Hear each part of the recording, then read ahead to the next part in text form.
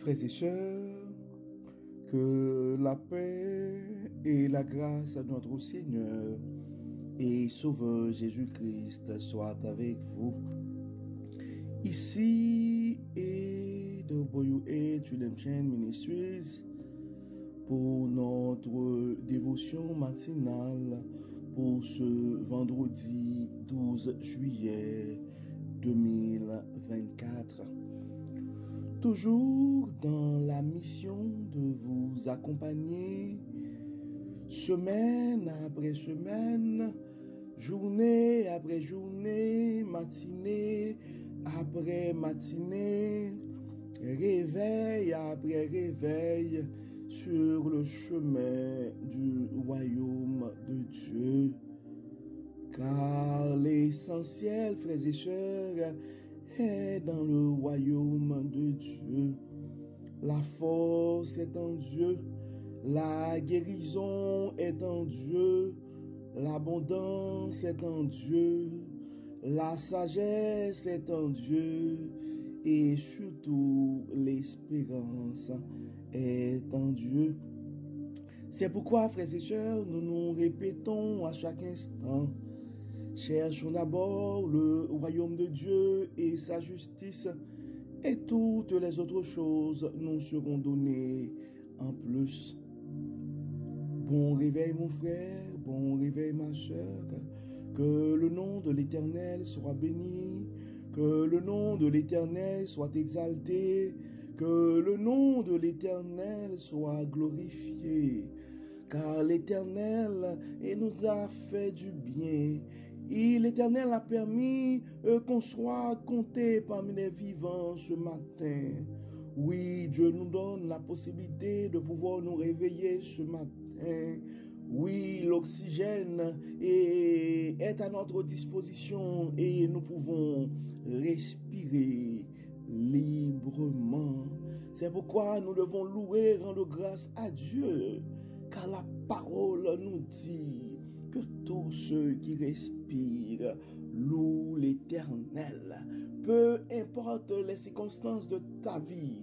Donc, une fois que tu as envie, mon frère, la vie, c'est l'essentiel et c'est apprécié. Nous savons, frères et sœurs, que un réveil avec Dieu nous donne la possibilité non seulement de commencer notre journée avec Dieu, mais ça nous accorde aussi la chance d'avoir une journée remplie de la faveur de Dieu. Et en accumulant des journées remplies de la faveur de Dieu, nous allons finir par avoir une année remplie de sa bonté, car vous savez, à AWH Redemption Ministries, frères et sœurs, et l'année 2024 a été décrétée l'année de la bonté de Dieu. Donc la bonté de Dieu est à disposition, mon frère. La bonté de Dieu est à disposition, ma sœur. Oui, c'est le temps pour toi de considérer les bontés de Dieu dans ta vie. Et si on arrive à accumuler des années dans la bonté de Dieu, nous allons finir par avoir une vie comblée de ses plus riches bénédictions, frères et sœurs.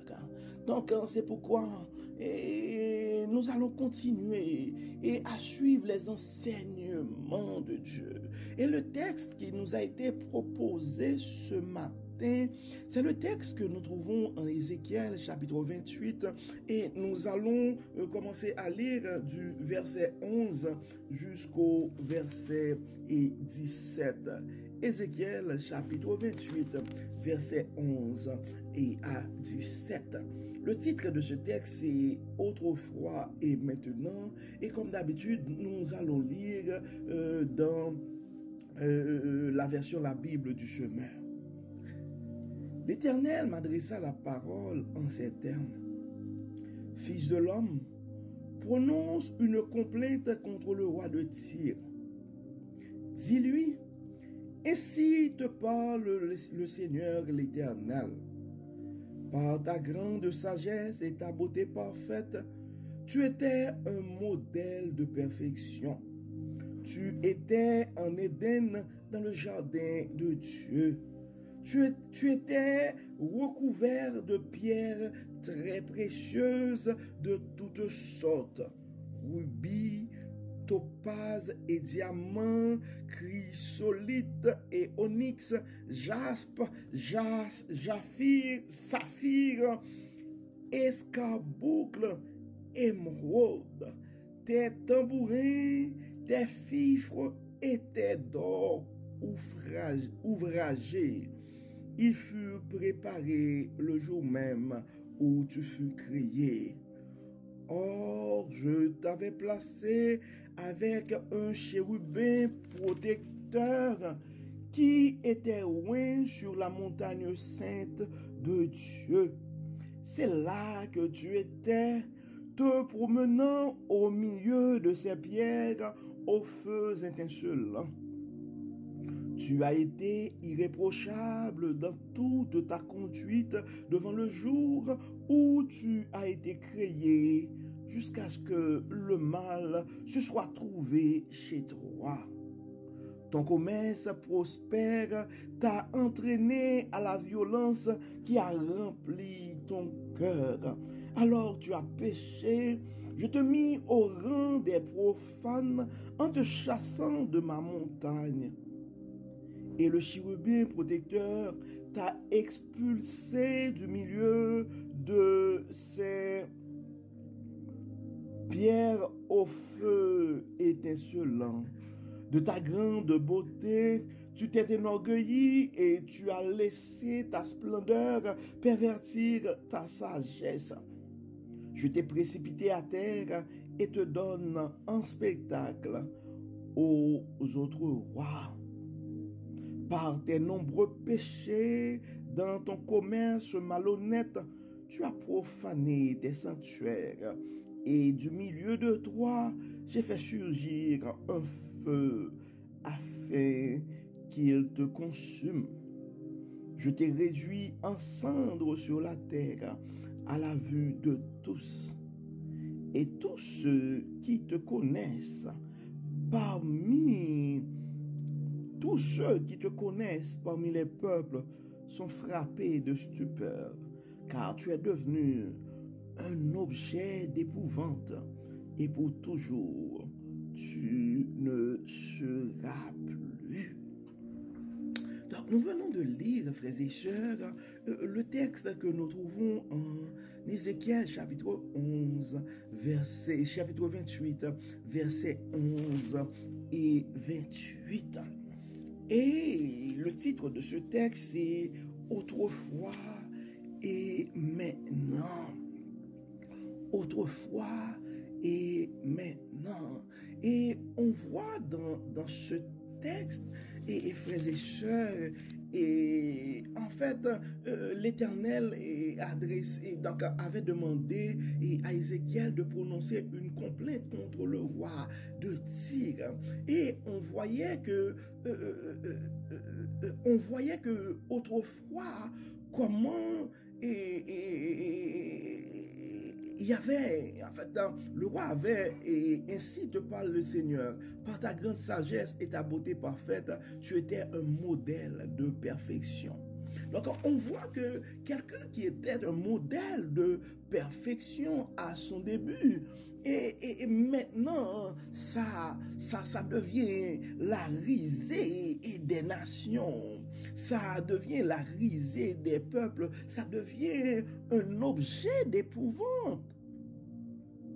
Donc, si on regarde dans le verset 19, il dit « Et tous ceux qui te connaissaient parmi les peuples sont frappés de stupeur, car tu es devenu un objet d'épouvante et pour toujours, tu ne seras plus. » En fait, on voit, c'est comme quelqu'un que ses affaires, ça fonctionnait assez bien, mais à un certain moment, et donc, c'est comme on prenait pour acquis les bénédictions de Dieu et on commence à se détourner du plan divin et on voit finalement ce que ça donne. Et frères et sœurs, ça me porte même à penser des choses qui arrivent dans des familles. Et en fait, il y a un adage qu'on utilise surtout en gestion de patrimoine. On dit, et généralement, la première génération, ça construit la richesse. La deuxième génération, ça profite de la richesse, et la troisième génération va tout gaspiller. Et en fait, c'est comme des fois, on prend pour acquis les bénédictions de Dieu. Et des fois, on ne prend pas le temps d'apprécier les choses que Dieu a mis à notre disposition, et on profite des largesses et des possibilités que Dieu nous donne bien pour commencer à faire des choses malhonnêtes. Souvent, on voit que ça arrive, et des enfants qui étaient très intelligents à l'école, et à un certain moment, l'excès de confiance fait que des gens qui étaient brillants à l'école classique, puis arrivés à l'université, ce n'est plus la même chose. Ou des gens qui étaient très brillants à l'école et arrivés sur le marché du travail, ça n'a pas un comportement acceptable, ça n'a pas une attitude pour faire marcher les affaires. Et on voit que des fois, ces gens-là sont fauchés dans la vie en dépit de leur intelligence ou des possibilités qu'ils ont eues à leur disposition.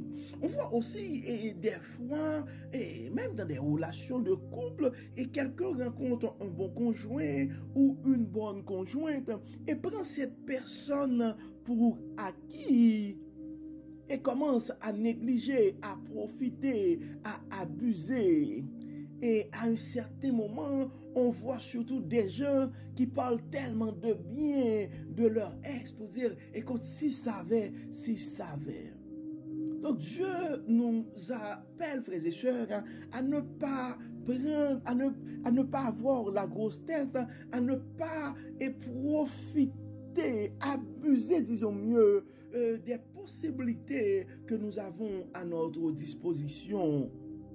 Mais nous devons toujours apprécier les bontés de Dieu, apprécier les bénédictions de Dieu, garder notre humilité et toujours considérer le plan divin. Car à la fin, il y a une chose que nous devons avoir en tête, frères et sœurs. Notre source est en Dieu. Nos succès, nos réalisations, nos accumulations. Donc, nous devons toutes ces choses à Dieu.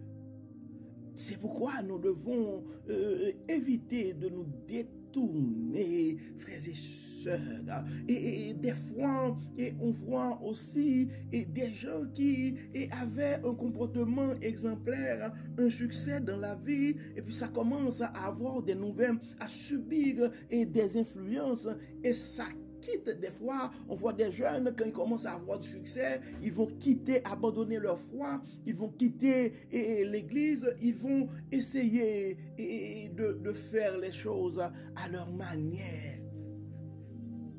Donc, nous devons nous efforcer de garder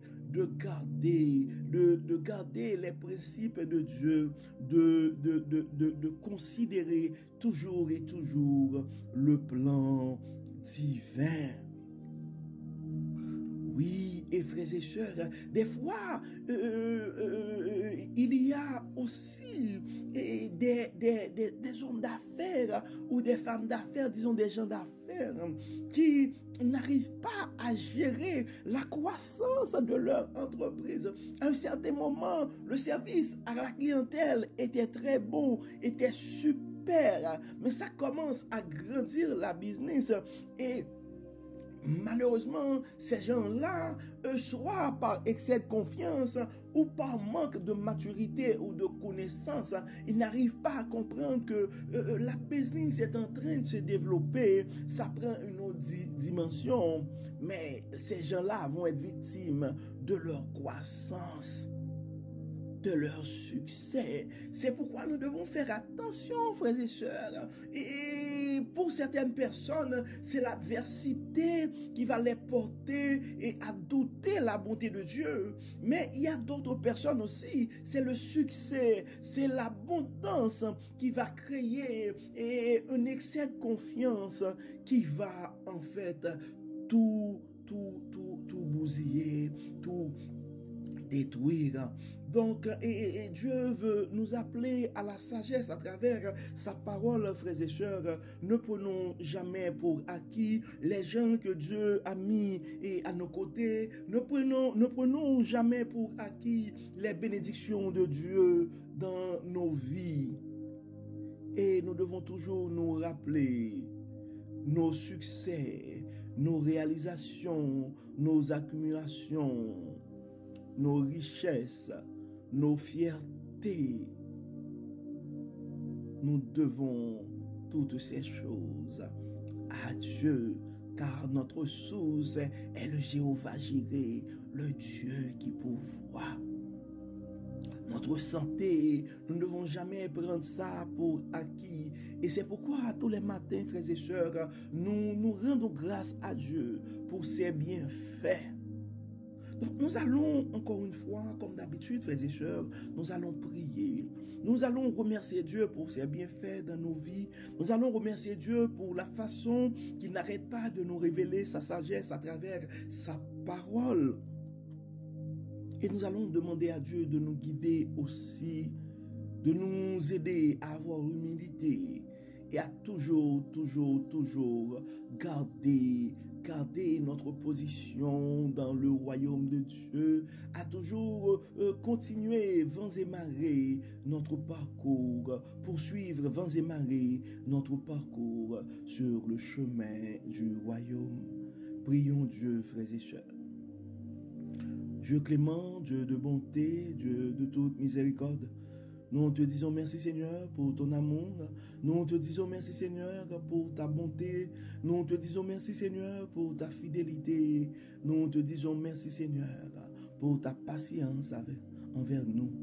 Dieu clément, merci pour les paroles de sagesse que tu nous révèles ce matin. Merci Seigneur pour la santé. Merci Seigneur pour les personnes que tu as mis à nos côtés. Merci Seigneur pour tout ce que tu es en train de faire dans nos vies et à travers nos vies. Merci Seigneur parce que malgré nos imperfections, tu n'arrêtes pas non seulement de pourvoir à nos besoins, tu n'arrêtes pas de nous éclairer à travers ta parole. Tu n'arrêtes pas de nous bénir. Tu n'arrêtes pas de nous protéger. Tu n'arrêtes pas de nous supporter. Tu n'arrêtes pas de nous inspirer. Merci Dieu clément. Nous sommes très reconnaissants. Et Seigneur, nous avons une pensée spéciale encore une fois ce matin pour chaque frère, pour chaque sœur. Disons pour tous les frères et sœurs qui ont pour une raison ou une autre se sont détournés du plan divin. Dans ton amour, dans ta fidélité, nous te demandons, Seigneur, d'aller chercher ces frères et sœurs et de les ramener sur le chemin du salut, sur le chemin de la vie, sur le chemin du royaume. Nous remettons entre tes mains chaque mère, chaque père qui souffre présentement du comportement de leurs enfants. Nous remettons entre tes mains chaque conjoint, chaque conjointe présentement et qui est en train de souffrir, qui sont en train de souffrir, toutes les personnes qui sont en train de souffrir le mauvais comportement de quelqu'un qui est dans leur vie. Nous remettons entre tes mains, Dieu clément, chaque personne qui était dans le ministère ou qui est dans le ministère, mais qui n'a pas pu résister à une forme de tentation. Dieu de toute bonté, Dieu de toute miséricorde, toi le réparateur des brèches, toi qui peux souffler la vie sur des ossements desséchés. Nous te demandons, Seigneur, de ramener à la vie, de ramener, Seigneur, sur le chemin du royaume ces frères et sœurs qui ont abandonné leur premier amour. Dieu clément, Dieu de bonté, tu as le pouvoir sur l'esprit humain. Nous comptons sur toi, Dieu clément. Nous savons que ta volonté, ce n'est pas que ces gens-là puissent périr dans leur mauvaise voie, mais qu'ils puissent abandonner leur mauvaise voie pour reprendre le parcours sur le chemin du royaume. Nous mettons entre tes mains, et Dieu clément, et chaque frère, chaque sœur qui souffre présentement d'une forme quelconque de maladie. Nous réclamons, Seigneur, la guérison physique pour ceux qui sont malades physiquement. Nous réclamons la guérison mentale, la paix, la sérénité pour ceux qui ont le cœur troublé, qui ont l'esprit tourmenté ce matin. À ceux qui sont inquiets, nous te demandons, Seigneur, de donner la paix que toi seul peux donner. À ceux qui ont des soucis financiers, nous demandons de pouvoir à leurs besoins. À ceux qui se cherchent dans la vie, nous te demandons, Seigneur, de les révéler leur vraie mission dans la vie.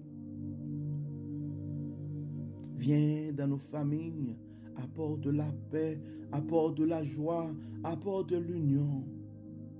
Bannis l'égoïsme, bannis la jalousie, bannis l'orgueil, Dieu clément. Viens, Seigneur, chasse tout ce qui n'est pas de toi dans nos vies, dans nos familles, dans nos églises, dans nos entreprises, et permets que ton Saint-Esprit puisse habiter. Que toute force éternelle qui pourrait nous pousser à nous détourner du plan divin, nous demandons, Seigneur, de bannir ces forces. Nous demandons, Seigneur, de les maîtriser, de les éloigner de nous, Dieu clément. De les éloigner de nos enfants, de les éloigner de nos familles, de les éloigner de nos entreprises, de les éloigner de nos congrégations. Nous comptons sur toi. Nous savons, Dieu clément, que notre force est en toi. Nous savons que notre protection est en toi. Bénis, Seigneur. Guéris, Seigneur. Protège, Seigneur. Au nom de Jésus, nous prions. Amen. Amen. Frères et sœurs, nous arrivons au terme de notre dévotion pour ce vendredi 12 juillet 2024 et nous espérons que votre âme a été bénie. Et si vous n'avez pas eu le temps de partager ce message à un frère ou à une sœur, nous vous invitons à le faire car on ne sait jamais, frères et sœurs, ce que la parole de Dieu peut faire dans la vie de l'un de ses enfants bien-aimés. D'ici là, frères et sœurs, nous vous souhaitons une excellente journée sous le regard du Dieu Tout-Puissant. Que le Seigneur nous bénisse, que le Seigneur nous protège, qu'il nous accorde sa grâce et sa sagesse. Au nom de Jésus. Amen.